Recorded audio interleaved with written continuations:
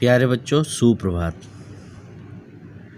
आज हम 12वीं हिंदी में आरो पुस्तक पर चर्चा करेंगे।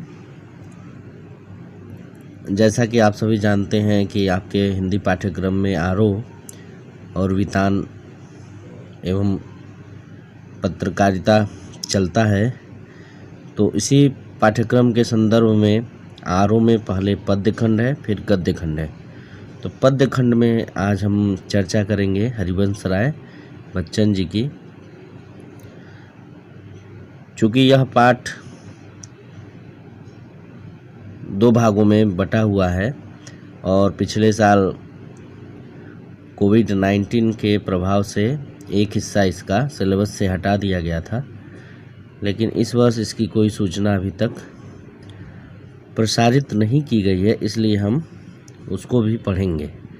लेकिन सबसे पहले हम आज हरिवंश राय बच्चन जी के बारे में पढ़ेंगे। हरिवंश राय बच्चन जी का जन्म सन 1907 में इलाहाबाद में हुआ था और इनकी प्रमुख रचनाएं मधुशाला 1935 में, मधुबाला 1938 में, मधुकलश 1938 में, निशा निमंत्रण, एकांत संगीत, आकुल अंतर, मिलन यामिनी, शतरंगिणी, आरती और अंगारे, नए पुराने झरोखे, टूटी फूटी कड़ियाँ, काव्य संग्रह, क्या भूलूं क्या याद करूं, नीड़ का निर्माण, फिर बसेरे से दूर, 10 द्वार से सोपान तक इनकी आत्मकथा है जो 4 खंडों में है। हैमलेट, जनगीता, मैकबेथ इनका अनुवाद है। प्रवासी की डायरी से।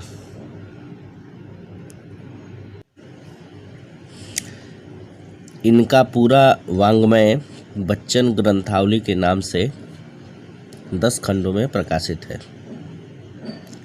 इनका निधन सन 2003 को मुंबई में हो गया था। पूर्व चलने के बटोही बाट की पहचान कर ले।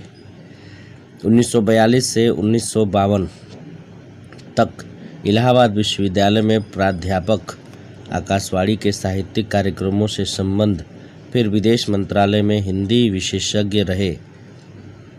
दोनों महायुद्धों के बीच मध्य वर्ग के विक्षुब्ध विकल मन को बच्चन ने वाणी का वरदान दिया। उन्होंने छायावाद की लाक्षणिक वक्रता के बजाय सीधी सादी जीवंत भाषा और संवेदनसिक्त गेय शैली में अपनी बात कही। व्यक्तिगत जीवन में घटी घटनाओं की सहज अनुभूति की ईमानदार अभिव्यक्ति बच्चन के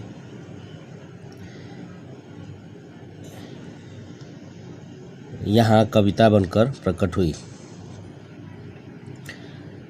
यह विशेषता हिंदी काव्य संसार में उनकी विलक्षण लोकप्रियता का मूल आधार है। बच्चन ने एक शब्द लिया हाला, जिसको मध्य व्यसन के रूप में हम समझते हैं, जैसे शराब हुआ, मदिरा है। तो हालावाद के ये प्रवर्तक माने जाते हैं और उसी को आधार बनाकर इन्होंने कई कविताएं लिखी। मध्ययुगीन फारसी के कवि उमर खयास का मस्तानापन हरिवंश राय बच्चन की प्रारंभिक कविताओं, विशेषकर मधुशाला में एक अद्भुत अर्थ विस्तार पाता है। जीवन एक तरह का मधुकलश है, दुनिया मधुशाला है, कल्पना साकी और कविता वह प्याला है जिसमें डालकर जीवन पाठक को पिलाया जाता है।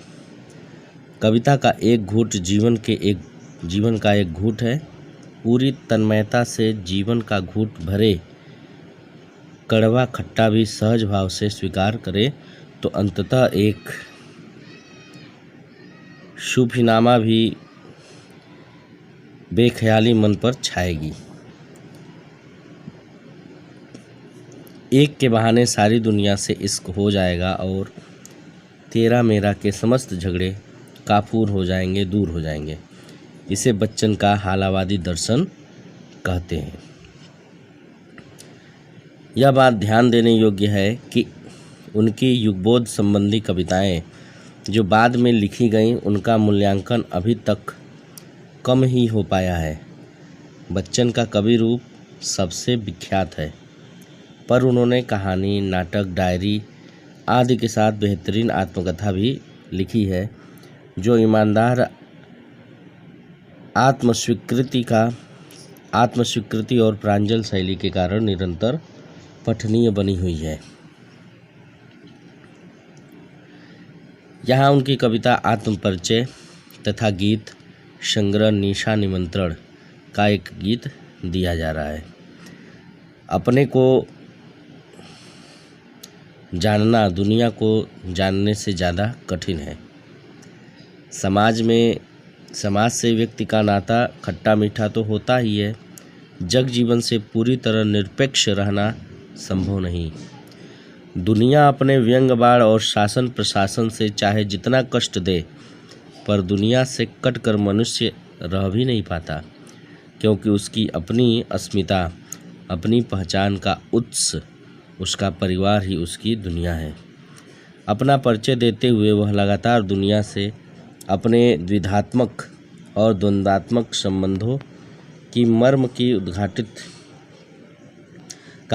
उद्घाटित करता चलता है और पूरी कविता का सारांश एक पंक्ति में यह बनता है कि दुनिया से मेरा संबंध प्रीति कलह का है, मेरा जीवन विरुद्धों का सामंजस्य है, उन्मादों में अवसाद, रोदन में राग, शीतलवाड़ी में आग, विरुद्धों का विरोधाभासमूलक सामंजस्य साधते साधते ही वह बेखुदी, वह मस्ती, वह दीवानगी व्यक्तित्व में उतर आई है कि दुनिया में हूँ, दुनिया का तलबगार नहीं हूँ, बाजार से गुजरा हूँ, खरीदार नहीं हूँ, जैसा कुछ कहने का ठस्सा पैदा हुआ है। यह ठस्सा ही छायावादोत्तर गीत काव्य का प्राण है। किसी असंभव आदर्श यूटोपिया की तलाश में सारी दुनियादारी ठुकरा कर वह भाव से दुनिया से इन्हें कोई वास्ता नहीं है। प्रीति कला का यही वितान और विरोधाभास का यह विग्रह उन्हें टूटे टिमटिमाते तारे की अबूझ रहस्यात्मकता में लहालोट रखता है। निशा निमंत्रण से उद्धृत गीत में प्रकृति के दैनिक परिवर्तनशीलता के संदर्भ में प्राणी वर्ग, विशेषकर मनुष्य के धड़कते हृदयों को सुनने की काव्यात्मक कोशिश है। बहुत ही सरल सर्वानुभूत बिंबों के जरिए किसी अगोचर सत्य की रूहानी छुअन महसूस करा देना बच्चन की जो अलग विशेषता है, यह गीत उसका एक बेहतर नमूना है। किसी प्रिय आलंबन या विषय से भावी साक्षात्कार का आश्वासन ही हमारे प्रयास के पगों की गति में चंचल तेजी भर सकता है, अन्यथा हम शिथिलता और फिर जड़ता को प्राप्त होने के अभिषिप्त हो जाते हैं। गीत इस बड़े सत्य के साथ समय के गुजरते जाने के एहसास में लक्ष्य प्राप्ति के लिए कुछ कर गुजरने का जज्बा भी लिए हुए है। यानी यहाँ आप बीती जो आत्म परिचय है वो एक कवि का क्या परिचय होना चाहिए, हरिशंकर हरिवंश राय बच्चन जी के कथनानुसार वो इस आत्म परिचय कविता में स्पष्ट रूप से परिलक्षित है। और निशा निमंत्रण कि किस प्रकार जो यह एक दुनिया है पूरा, वह एक हम जन्म से मृत्यु तक का सफ़र करते हैं, तो वो एक दिन के रूप में उसको व्यक्त किया गया है कि दिन भर में हमने क्या क्या किया और रात होते ही हमें कहाँ पहुंचना है, तो पूरे जीवन हमने क्या किया और मृत्यु के बाद हमको कहाँ जाना है। ये सभी बातें इन आत्मपरिचय कविता और निशा निमंत्रण गीत में संकलित है। आगे हम अगले वीडियो में उस पर चर्चा करेंगे। अभी तब तक के लिए धन्यवाद।